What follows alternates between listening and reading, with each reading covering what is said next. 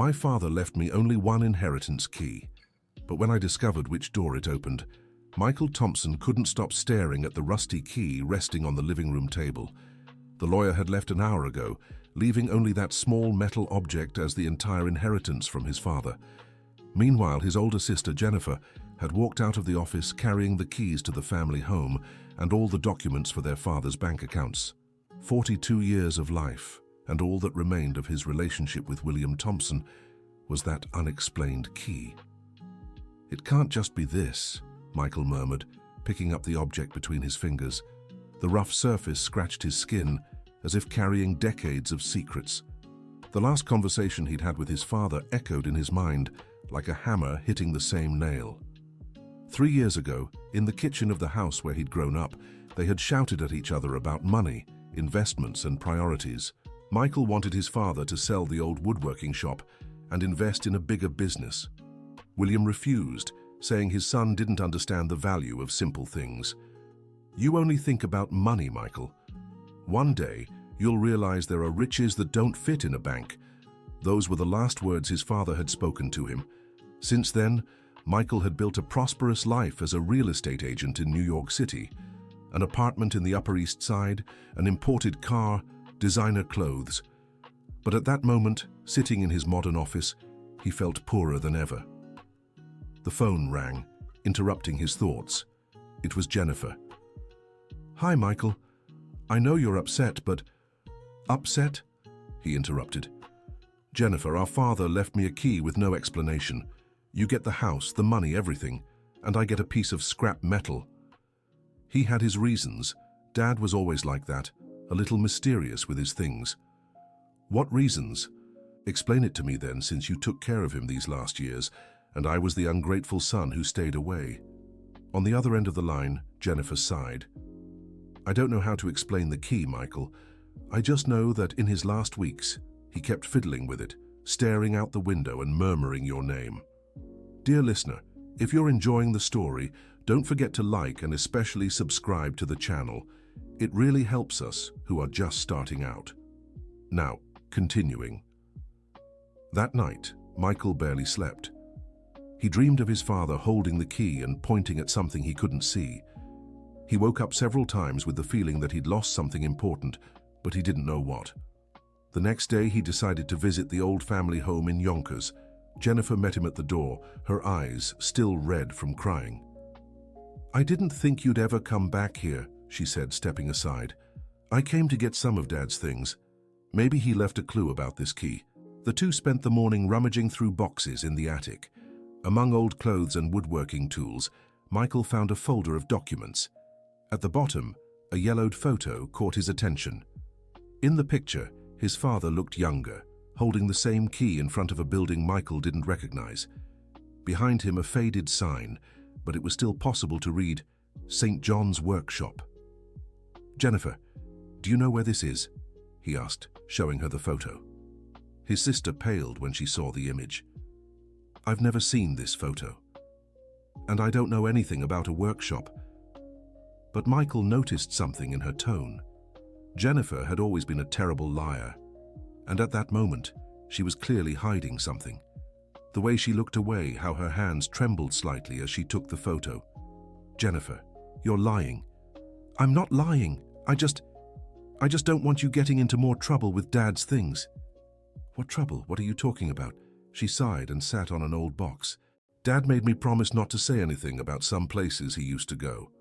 He said when the time came, you'd know on your own." "What time? He's not here anymore, Jennifer." "I know, but a promise is a promise." Michael felt irritation rise in his chest. It had always been this way between them. Jennifer was the obedient daughter, the one who followed every rule without question. He was the rebel, the one who always needed to understand why. He decided to search for St. John's Workshop on his own. For 2 weeks, he combed through the tri-state area, showing the photo to shopkeepers and long-time residents. Finally, at a butcher shop in New Rochelle, the owner recognized the place. "Oh yes, it's on Maple Street, number 247, but it's been closed for years. The owner was an old man who used to come by often until he got sick." Michael's heart raced. He arrived at the address on a Thursday afternoon. The workshop was an old two-story building, its paint peeling and windows covered with wooden planks. The front door was sealed with a heavy padlock. He tried the key he'd inherited, but it didn't fit. Frustrated, he circled the block, looking for another entrance. Down a narrow alley, he found a smaller door nearly hidden between two dumpsters. The key slid in perfectly. Inside, the workshop was dim. Michael used his phone's flashlight to navigate. The air smelled of old wood and mildew. Empty shelves stretched to the ceiling along the walls. At the back, a staircase led to the second floor. He climbed slowly, testing each step before putting his full weight on it. Upstairs, he found a spacious room with several work tables. On them, woodworking tools were arranged with military precision, as if someone had just stepped away yesterday. On a corner table, an open notebook caught his eye. His father's handwriting leaped off the page like a punch to the gut. Michael always wanted me to think bigger, to invest in profitable ventures, but he never understood that my greatest investment wasn't for me. Michael's hands shook as he turned the page. Today, I finished 12 more wooden horses. Mrs. Hope from the orphanage said the children can't wait for Christmas. It's amazing how a simple toy can bring so much joy. The following pages listed children's names, orphanages, and children's hospitals across the region. Each entry had a date and the type of toy delivered. The project had been going on for over 20 years. Michael sank heavily into a chair. His father had spent decades crafting handmade toys for underprivileged children, while he had criticized him for not thinking big in business. At the back of the room, a door led to a small storage area. Inside, hundreds of toys waited for their next delivery. Wooden cars, dolls, rocking horses, each made with care and precision. A separate box bore a label, "For Michael, open only if he comes here." Inside was a folded letter and an old photograph. In the picture, a young Michael stood beside his father in the old workshop, both smiling as they worked on a small wooden car, a memory he had completely forgotten. The letter was dated just 2 months earlier. "My son, if you're reading this, it means you found the key and were curious enough to come here. I always knew that beneath all your ambition was a heart as generous as the child in this photo. I couldn't tell you about this place while I was alive because I knew you'd try to talk me out of it. You'd see me as a foolish old man wasting money on toys instead of investing in something profitable. But I want you to know, this was the best investment of my life. Every smile I brought to an orphaned child was worth more than any profit. Now, this project is yours. The tools are all here, and the contacts with the orphanages are in the notebook. If you wish to continue, you'll be most welcome. If you'd rather sell everything and invest in real estate, that will also be your choice. I only ask that before you decide, you visit Sunshine Children's Hospital. Ask for Nurse Sarah and tell her you're the son of Toy Master William. After that, follow your heart. With love and longing, Dad." The tears Michael had been holding back for days finally streamed down his face. He spent the rest of the afternoon exploring every corner of the workshop, discovering a side of his father he'd never known. There were molds for different kinds of toys, special woods for each project, imported non-toxic paints. Everything organized like a proper business, but dedicated to joy rather than profit. The next day, Michael drove to Sunshine Children's Hospital in downtown New York City. Nurse Sarah was a woman in her 60s with graying hair and a warm smile. "So you're William's son?" she asked, her eyes filling with tears. "Goodness, you have his very eyes. Did you know him well?" "Well, dear, your father saved the childhoods of hundreds of children who passed through here. Come, I want to show you something." Sarah led him to the pediatric wing. On the hallway wall, a colorful mural displayed photos of children smiling with handmade toys. At the center, a plaque read, "In honor of William, who taught us that true wealth lies in sharing joy." "Your father came here every Thursday for 15 years, Sarah explained, always with a bag of new toys. He knew every child's name, remembered what each one liked. She stopped at a particular photo, a bald 7-year-old girl hugging a rag doll. "This is Emma. She'd been here for months, very depressed. Your father made this doll just for her, with colorful scarves for hair. Emma never let go of it. Now she's 18 and studying medicine. Says she wants to help children the way your father helped her. Michael felt a lump in his throat. He never told me any of this. William was a humble man. He said charity isn't for praise, but for smiles. Dear listener, if you're enjoying this story, take a moment to like and subscribe to the channel. It helps us newcomers so much.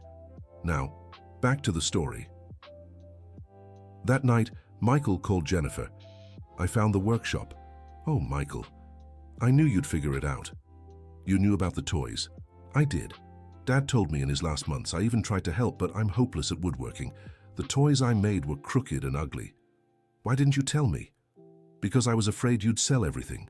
You've always been so focused on money, and I didn't want Dad's life's work to turn into real estate profit. Jennifer's honesty stung more than any accusation. She was right. Until a few days ago, he probably would have sold the workshop and invested the money in something profitable. The children are waiting for the Christmas toys, Jennifer continued. Dad was preparing a long list. I don't know what we'll do. I'll make them. You? Michael, you can't even change a light bulb. Then I'll learn. Dad left all the instructions, all the molds. If he could do it, so can I. Over the next weeks, Michael spent every night and weekend in the workshop. He watched hundreds of YouTube videos on woodworking, bought books, practiced relentlessly. The first toys were awful. Lopsided horses, misshapen dolls, cars that looked more like coffins.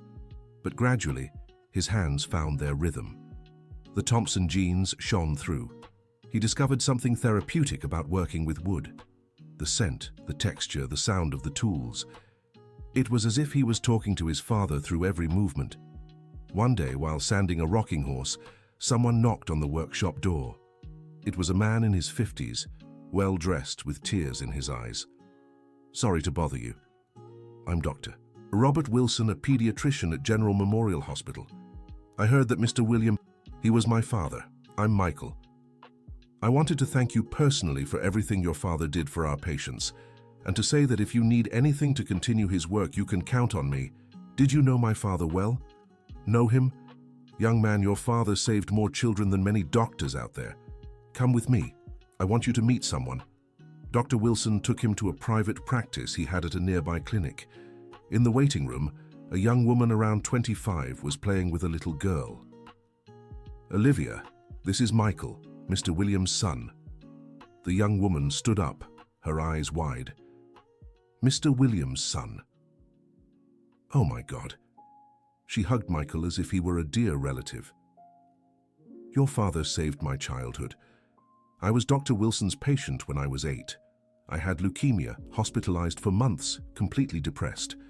Then your father showed up with a beautiful doll, said he'd made it especially for me because he heard I loved horses. The doll even had a little wooden horse as an accessory. Olivia picked up her daughter. This is Lily, my daughter. I really wanted her to meet the man who inspired her mother to never give up. What do you mean? Your father visited me every week during treatment. He brought new toys, told stories, taught me how to make little paper crafts. He said when I grew up I could help other kids the way he was helping me. Olivia smiled through her tears. Now I'm a child psychologist. I work with kids undergoing cancer treatment, and in every session I remember your father's words. Hope is the best medicine there is. Michael felt his legs might give out. He sat in a chair trying to take it all in. He never told me any of this. That's just how Mr. William was. He did good quietly. He said what mattered wasn't who knew, but who was helped was. In the weeks that followed, Michael threw himself completely into his father's project. He sold some investments to buy better materials, hired an experienced carpenter to teach him finer techniques. Jennifer started helping with organization and distribution. She discovered she had a knack for painting and decorating the toys, becoming a key partner in the project. You know what, Michael? She said one afternoon while painting a toy car. I think Dad planned all this. How so? He knew you'd pull away after the fight. He knew I'd stay here to take care of him.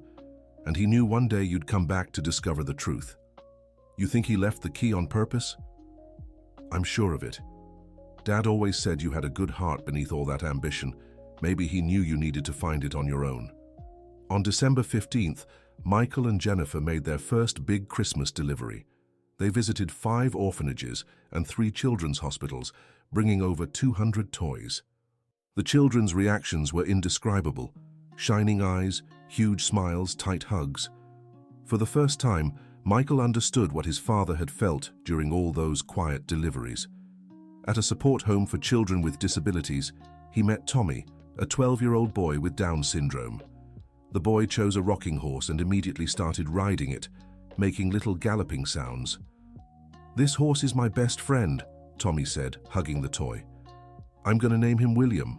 Like the grandpa who made toys, Michael had to step away so he wouldn't cry in front of the kids. Jennifer found him in the hallway, wiping his eyes. "Now do you understand why Dad never wanted to stop doing this?" "I understand more than that, Jennifer. I understand why he argued with me that day. I truly didn't grasp the value of simple things." Dear listener, if you're enjoying the story, take a moment to like the video and especially to subscribe to the channel. It helps us a lot as we're just starting out. Now continuing. In January, Michael made a decision that would change his life forever. He sold his apartment in the Upper East Side and used the money to turn the workshop into a proper space. He installed proper lighting, ventilation, and professional tools. Jennifer left her job at the bank and came to work with him full-time. Together, they created a delivery schedule that covered the entire tri-state area. But the biggest change came when Michael decided to open the workshop to volunteers. Every Saturday morning, people from the community came to learn how to make handmade toys. The first was Old Jack, a 70-year-old retiree who lived near the workshop. "I've always wanted to learn woodworking," he said, carefully handling a chisel. "My wife passed away last year, and I spend too much time alone. I thought it'd be good to have something useful to do." Within weeks, Old Jack became one of the best craftsmen in the group. His experienced hands created delicate, well-finished toys. "You know, Michael," he said one Saturday, "working here reminded me of something I learned in the war. The best way to heal our own wounds is by tending to the wounds of others." The workshop began attracting people with the most varied stories. Mrs. Margaret, a retired seamstress who made little dresses for dolls. John, an unemployed engineer who discovered a new passion in woodworking. Claire, a pedagogy student who helped develop educational toys. Each person brought their own pain and found healing in creating joy for others. In March, something happened that completely changed Michael's perspective on his father's work. He was in the workshop when a woman in her 30s appeared at the door, nervous and hesitant. "Excuse me, are you the ones who make toys for children in need?" "Yes, we are. How can I help?" "My name is Rachel. I needed to thank you for something that happened a long time ago." She sat in a nearby chair, her hands trembling slightly. "When I was 9, my mother was arrested for theft. It was just the 2 of us. We had no family. I was sent to a terrible orphanage where children fought over food and attention." Michael stopped working to listen. "I was completely angry, fighting with everyone, refusing help from anyone. Until one day, an older man showed up with a box of toys. The other children rushed to pick one, but I stayed in the corner, arms crossed. He walked up to me and said, 'This one is special. I made it thinking of a brave girl going through hard times.' It was a cloth doll, with red hair like mine and a beautiful blue dress." Tears began streaming down Rachel's face. "I'd never had a toy made just for me. That doll became my companion. I talked to her, shared my fears, my dreams. It was like he gave me a friend when I needed one most." "Was that man my father?" "Yes. He came back to the orphanage a few more times. He always brought new toys but never forgot to ask how my doll and I were doing. He said brave girls like me could overcome anything." Rachel opened her bag and pulled out a well-worn cloth doll. "This is Hope. That's what I named her. I've carried her with me ever since." Michael fell silent, absorbing every word. "I left the orphanage at 18 and got a scholarship to study pedagogy. Today, I'm the principal of a public school on the outskirts. Every time I see a discouraged child, I remember your father's words and try to be for them what he was for me. Why did you come here today? Because I heard you continued his work, and because I want to volunteer. I want to give back in some way for everything I received." Rachel became one of the workshop's key contributors. Her experience with children in vulnerable situations brought a fresh perspective to the project. With her help, They created a program where they didn't just deliver toys but also spent time playing with the children, teaching educational games, and telling stories. "You know, Michael," Rachel said one afternoon, "your father didn't just make toys. He planted seeds of hope, and now those seeds are sprouting in places he never imagined." In May, Michael received a call that left him speechless. It was from a man who introduced himself as Dr. Daniel Miller, director of a children's hospital in Hartford. "Mr. Thompson, I heard about the work you do in memory of your father. I'd like to invite you to meet someone very special." The following Saturday, Michael and Jennifer drove to Hartford. Dr. Daniel took them to the pediatric oncology ward, where he introduced a young doctor about 28 years old. "This is Dr. Samantha. She has an interesting story to tell." Samantha was a beautiful woman with kind eyes and a warm smile. But when she began speaking, her words carried deep emotion. "When I was 6, I was diagnosed with leukemia. I spent 2 years hospitalized, undergoing chemotherapy, unable to play like other children. One day, an older man came into my room with a beautiful box. Inside was a doctor doll, complete with a toy lab coat and stethoscope. He said he'd made it especially for a brave little girl who would grow up to be a real doctor." Michael felt a shiver run through him. "Back then, I didn't even know what I wanted to be when I grew up. But that doll sparked my curiosity about medicine. I started playing doctor, asking questions to the professionals who treated me. He visited me several times during my treatment. He always asked if I still wanted to be a doctor, if I still played at healing people. He said real doctors started by caring for dolls and stuffed animals." Samantha paused, clearly moved. "When I recovered, I held on to that dream. I studied medicine, specialized in pediatric oncology. Today I care for children going through what I went through. And with every treatment, I remember the man who believed in me before I even believed in myself." Dr. Daniel finished the story. "Dr. Samantha is one of the most respected pediatricians in the region. She saved hundreds of lives. And it all started with a toy made by your father." Michael had to sit down. The magnitude of what his father had built went far beyond what he'd imagined. These weren't just toys, they were destinies being shaped, lives being transformed. "Your father planted a forest of hope," Samantha said. "And today, people like me are the trees of that forest, providing shade and fruit for new generations." That night in their Hartford hotel, Michael called Jennifer. "I was wrong about everything, Jennifer." "What do you mean?" "I thought Dad was wasting money on toys, but he was making the best investment in the world. He was investing in people. He always knew you'd understand one day." "How could he be so sure?" "Because you're his son, Michael. The kindness was always there. It just needed to be awakened." In the following months, the workshop grew remarkably. Volunteers came from across the tri-state area. Local businesses began donating materials. A television network did a feature on the project, bringing even more visibility. But with growth came challenges.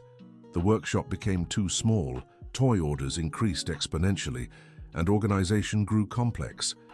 Michael found himself facing a difficult decision. He could keep the project small and artisanal, as his father had always done, or expand to reach more children, risking the loss of the personal touch in their work. The answer came from an unexpected source. Old Jack, the retiree who had become one of their key volunteers, approached him one June afternoon. "Michael, can I share some wisdom from someone who's lived a long life?" "Of course, Old Jack. Your father was wise. He knew he couldn't save every child in the world, so he focused on saving those within his reach, and doing it well. But you have something he didn't." "What's that?" "A network of people who learned from him. You don't have to choose between growing or keeping the quality.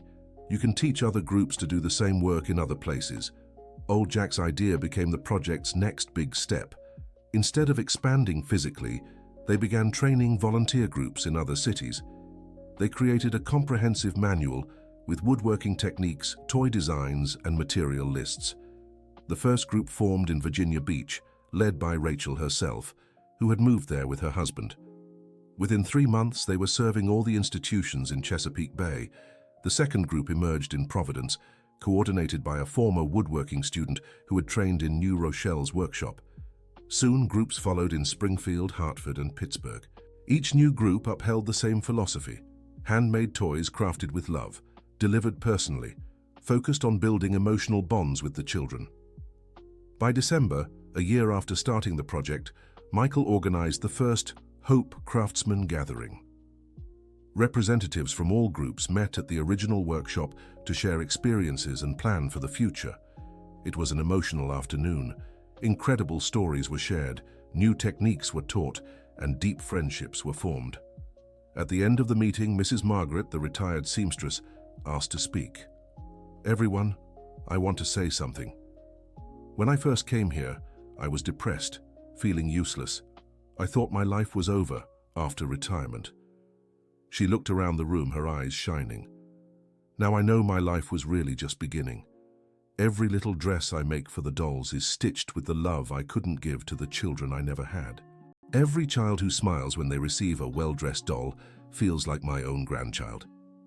Toymaster William didn't just create a charity project, he created a family spread across the whole country, a family united by the mission to spread joy. The applause that followed was filled with emotion. Michael looked around and saw faces of people who had found purpose, meaning, and community. That night, alone in the workshop, he picked up the old photo of himself as a child beside his father. Now he understood why that moment had been captured. It wasn't just father and son working together. It was the beginning of a legacy of kindness that would spread far beyond anything anyone could have imagined. He opened his father's notebook to the last written page and began to write, "Dad, today I understood your final lesson. You didn't just leave me a key as an inheritance. You left me the key to unlock the hearts of hundreds of people trapped in their own loneliness and despair. The door that key opened didn't hold gold or money. It held something far more valuable, the recipe to turn pain into joy, loneliness into community, and hopelessness into purpose. Thank you for being patient with me. Thank you for believing that one day I'd understand. And thank you for teaching me that true wealth isn't in what we accumulate, but in what we share." A year and a half after receiving the rusty key, Michael had become a completely different person. The luxurious apartment had been replaced by a modest home near the workshop, the imported car by a used van for transporting toys, the designer clothes by t-shirts with the logo of Hope Craftsman. But the biggest transformation wasn't in material things. It was in the sparkle in his eyes when a child smiled, in the peace he felt at the end of each workday, in the sense of finally being in the right place in life. Jennifer had found her calling as the project's general coordinator. Her meticulous organization and motherly care were essential in keeping everything running smoothly. "You know something, Michael," she said one afternoon as they sorted toys for the year-end delivery. "I think Dad would be proud of us." "I'm sure he is. And I'm sure he planned all this from the beginning." "How so?" "Think about it. He knew I'd rebel against the inheritance. He knew I'd search for the meaning of the key. He knew that once I discovered the truth, I wouldn't be able to just ignore it." Michael stopped working and looked at his sister. "Dad knew me better than I knew myself. Underneath all my ambition, he saw someone who wanted to make a difference in the world. He just had to show me how." That year-end, the various groups spread across the state managed to reach over 5,000 children. Each toy delivered carried not just the joy of the moment, but the possibility of transforming an entire life. Michael spent Christmas at the workshop, not working but simply reflecting on everything that had been built from a simple rusty key. Sometimes he wondered what would have happened if he had given up on his first attempt to open the main door of St. John's workshop, if he hadn't gone around to look for another entrance, if he hadn't been curious enough to climb the stairs and explore every corner. How many true legacies do people miss by giving up too soon? How many treasures remain hidden because we lack the patience to find the right door? His father had left far more than toys. He had left a map to genuine happiness, a guide for turning ambition into purpose, individual success into collective impact. The rusty key, now framed on the workshop wall, had opened far more than a door. It had opened a path to redemption, to reconnecting with family, to discovering a greater purpose. And most importantly, It had shown that sometimes the most valuable legacy someone can leave isn't material possessions, but examples of how to live a meaningful life. Michael smiled as he looked at the key. Small, simple, rusty, but powerful enough to open not just a door, but an entire world of possibilities to do good. His father's true legacy couldn't be stored in banks or safes. It was scattered in the smiles of thousands of children, in the hearts of hundreds of volunteers, in the legacy of kindness that would keep growing long after they were gone. And it had all started with a key that seemed worthless. The end. Now, tell me what you thought of this story and where you're watching from. If you have something to share with us, leave a heartfelt comment below. Do you think Michael made the right choice by continuing his father's work? We'd love to hear your thoughts. Thank you so much for joining us. Don't forget to like the video, and most importantly, subscribe to the channel so you don't miss other touching stories like this one.